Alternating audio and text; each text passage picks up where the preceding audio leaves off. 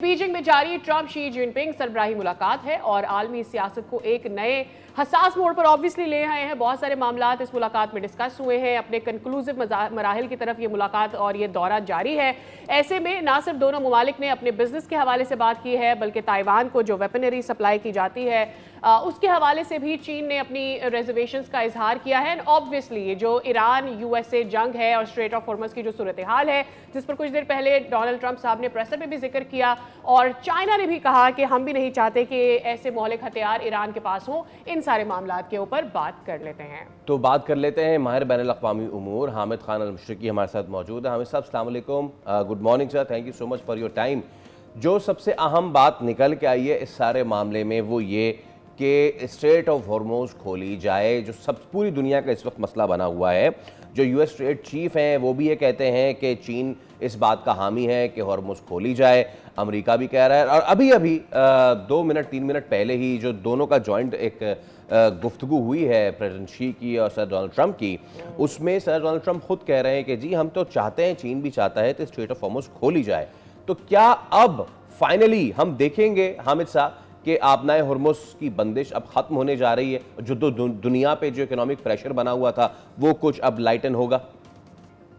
बहुत शुक्रिया। देखिए फैसल, बात यह है कि आबनाए हॉर्मज़ वो चीज़ है जिसका कहीं जिक्र भी नहीं था अमेरिका के ईरान पर हमला से पहले। दुनिया ने ना तो दुनिया को अंदाज़ा था, ना ही किसी ने सोचा था कि ईरान के पास इतना बड़ा तुर्क का पता है कि पूरी दुनिया जो है वो चौक हो जाएगी।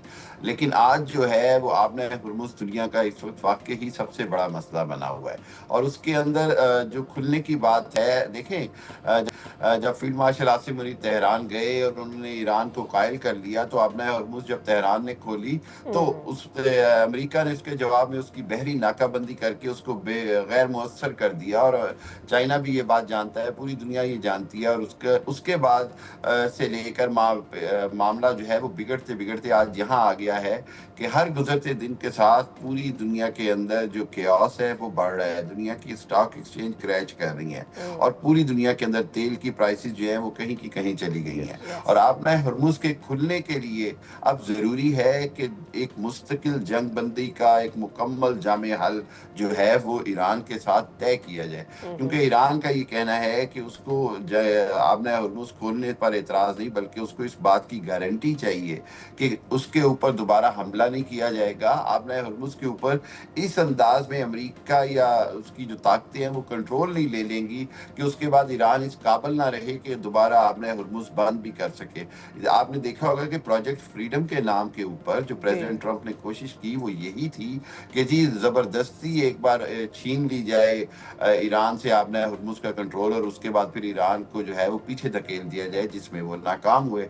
सो मैं ये समझता हूँ कि सूरत हाल बड़ी क्रिटिकल है, लेकिन इससे कोई इनकार नहीं कि अब आबनाए हॉर्मज़ के ऊपर कोई ना कोई मुआहिदा जो है वो मुकम्मल जंग बंदी मुआहिदे की शक्ल में मुआहिदा तय पाएगा, जिसका बुनियादी नुक्ता इस वक्त 2 ही होंगे। एक आबनाए हॉर्मज़ का खुलना, और दूसरा ये कि ईरान को इस बात की यकीन दहानी कराना कि इसको दोबारा हमला नहीं किया जाएगा। फिर जो बाकी यूरेनियम के हवाले से मामलात हैं, ईरान पर पाबंदियों के हवाले से मामलात हैं, या जिसका ईरान के ऊपर इल्ज़ामात लगाए जाते हैं या बात की जाती है हमास की या हिजबुल्लाह की सपोर्ट की, और वो बाकी सारे मामलात बाद में तय किए जाएंगे। सबसे पहला मामला ये है कि आबनाए हॉर्मज़ खोलने के लिए ईरान को चाइना या रशिया जैसे ममालिक की तरफ से अमेरिका के ना हमला करने की गारंटी चाहिए। ये चीज़ मेरा ख्याल है अब फाइनल शक्ल में इख्तियार हो गई है और अगले 3-4 दिनों में इसी के ऊपर काम होगा। राइट, मैं आपकी ही गुफ्तगू को थोड़ा सा आगे बढ़ाऊं तो ज़्यादा वजाहत शायद आप दे पाएंगे।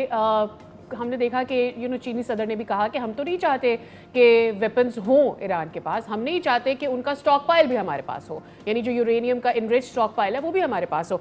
हैविंग सेड दैट, क्या ये किसी किस्म की एक गारंटी पैदा कर सकता है कि ठीक है रीजन के जो दूसरे ममालिक हैं वो नहीं चाहते कि ईरान के पास न्यूक्लियर वेपन्स हो, लेकिन ये भी ज़रूरी है कि आप ये गारंटी दें कि दोबारा इस तौर का हमला नहीं होता अगर वो अपनी यूरेनियम की अफजूदगी को अगले 10 साल 15 साल के लिए लेट्स से रोक देते हैं?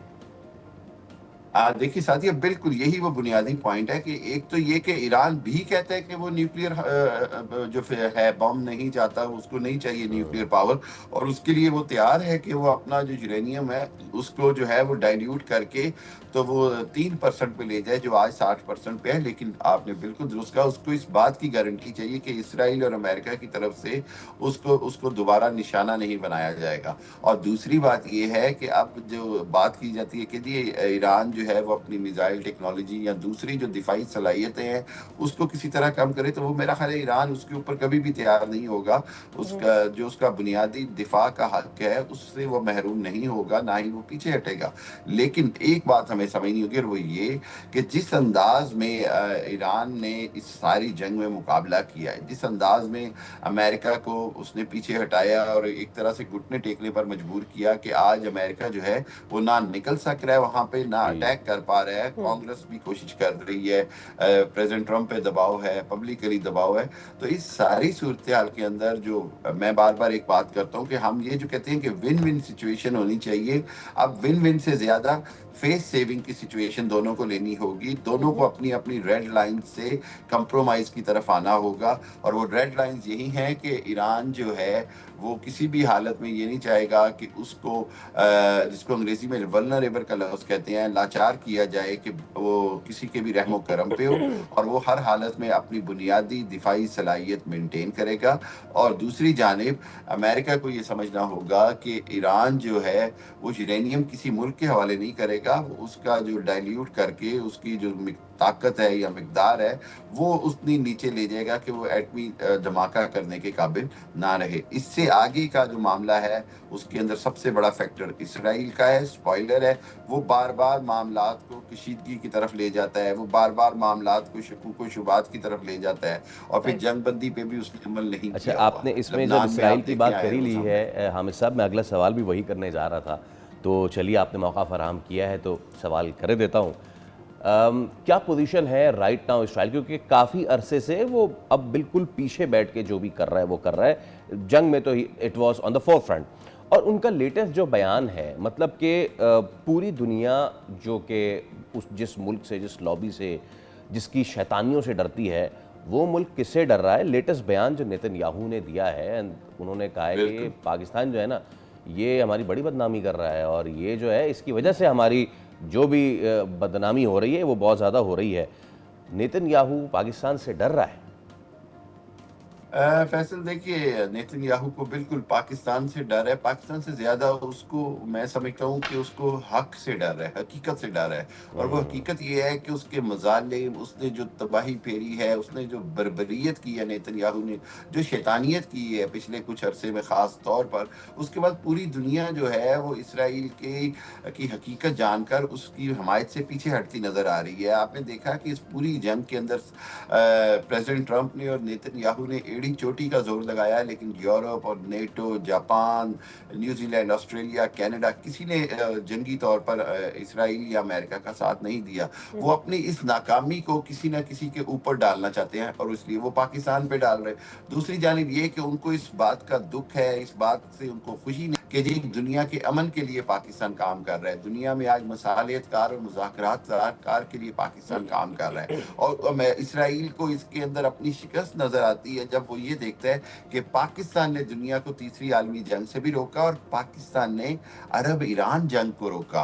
अरब ममालिक को, जिसको इसराइल ने अपनी साजिशों से, बदतरीन शैतानी चालों से पूरी कोशिश की कि सऊदी अरब ईरान पर हमलावर हो जाए, ईरान जो है वो कतर और सऊदी अरब पे हमलावर हो जाए, लेकिन उस अंदाज में चूंकि नहीं हुआ, और पाकिस्तान ने दोनों मुसलमान ममालिक को या इस खित्ते के मुसलमान ममालिक को आपस में लड़ने से रोका, जिसने इसराइल के तमाम प्लान्स, शैतानी मंसूबों को खाक में मिला दिया। इसलिए वो पाकिस्तान से डरा भी हुआ है, और हमेशा से पाकिस्तान को अपना दुश्मन नंबर 1 समझता है। ये आप देखिएगा कि आइंदा आने वाले सालों में, महीनों में पाकिस्तान के खिलाफ इससे बदतर मुहिम चलाई जाएंगी, और पाकिस्तान इंशाल्लाह इनकी हर शैतानी हमले का और हरबे का जवाब हामिद देगा। साहब, मेरे ख्याल और में ज़्यादा पाकिस्तान बड़ी का बात अमन कर जी आप जी अभी जी अपना जवाब भी कंप्लीट कर लीजिएगा, मेरा सवाल भी ले लीजिए। मेरे ख्याल में ज़्यादा बड़ा जो फियर है इस वक्त इसराइल का, वो ये है कि पाकिस्तान उसके इन्फ्लुएंस में नहीं आया।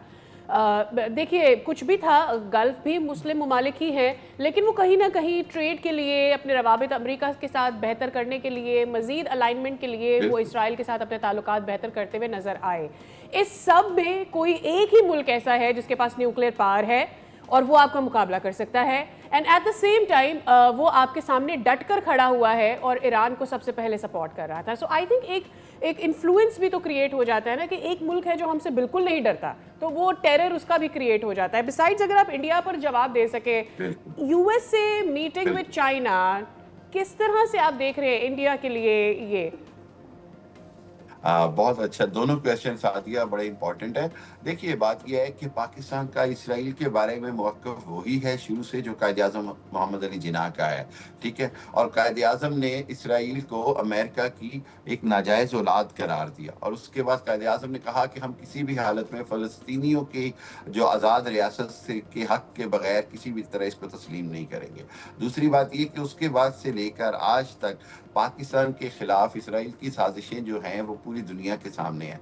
पाकिस्तान इसराइल के लिए वाहिद एक रुकावट है, और पाकिस्तान इसीलिए ईरान के साथ भी खड़ा है, ईरान के हक़ के दिफा के साथ, कि अगर ईरान में रजीम चेंज हो जाती और अहमद रज़ा पहलवी ऐसी हुकूमत आती तो गोया इसराइल जो है वो पाकिस्तान के बॉर्डर्स पर आके बैठ जाता, जो पाकिस्तान को किसी हालत में भी कबूल नहीं। और पाकिस्तान ने अपना मुकम्मल तौर पर, मैं समझता हूँ कि हक़ इस्तेमाल किया और पाकिस्तान को इसमें अल्लाह ने कामयाबी दी है।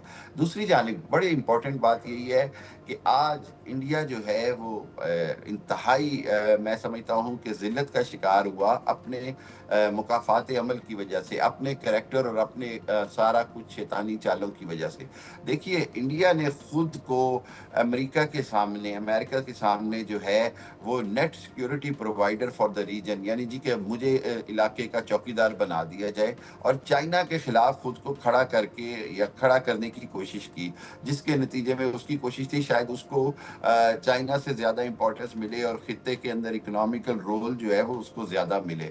लेकिन मैं समझता हूँ कि पाकिस्तान ने जिस अंदाज में बदतरीन शिकस्त दी मार्का हक में और ऑपरेशन बुनियानुल मरसूस की कामयाबी के बाद, दुनिया के सामने जो इंडिया का जो खोखलापन है, जो एक झूठा बयानिया था शाइनिंग इंडिया का, ताकत का, इकोनॉमी के लिहाज से, डिप्लोमेसी के लिहाज से, दिफाई लिहाज से, वो एक्सपोज हो गया। और आज दुनिया में इंडिया जो है वो किसी के लिए भी अहमियत नहीं रखता उस अंदाज में जो इंडिया ने अपने आप को एक झूठा प्रोपेगेंडा से पोर्ट्रे किया हुआ था, दिखाया हुआ था। इसलिए अमेरिका ने इसमें बेहतर समझा और अमेरिका ने अपनी पॉलिसी मुकम्मल शिफ्ट की। उसने समझा कि चाइना से दुश्मनी से बेहतर है उसके साथ रवाबत मजबूत करके बाहमी तौर पर दोनों ममालिक एक दूसरे के साथ तिजारत और दूसरे मामलात में अगर तय कर लें तो शायद उनको ज़्यादा फायदा है बजाय इंडिया को आगे लाने। मेरे पास सिर्फ 30 सेकंड है, विच मीन्स कि ये जो इंडिया एक तरीके से थानेदार बना था रीजन में, वो थानेदारी ख़त्म होने जा रही है। और फरीद ज़करिया द CNN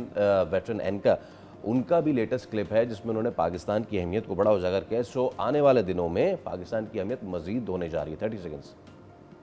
इंशाल्लाह डेफिनेटली। देखिए पाकिस्तान की अहमियत हर हालत में बहुत ज़्यादा है। उसकी वजह ये कि चाइना और पाकिस्तान हर जगह पर खित्ते के अंदर, स्पेशली साउथ एशिया में और एशिया में, उन्होंने भरपूर एक अपना जो अलायंस है वो पूरी दुनिया की प्रोग्रेस को नज़र आ रहा है। और खित्ते के अंदर आप देखिएगा कि चाइना और पाकिस्तान ही आगे चल के एक इत्तेहाद बना के ईस्ट की पावर बने। बहुत शुक्रिया। हामिद मशरकी साहब हमारे साथ मौजूद थे और हमें गुफ्तगू कर रहे थे। जस्ट वन लास्ट थिंग, और लेटेस्ट है ट्रंप ने क्लेम किया है fantastic trade deals with China.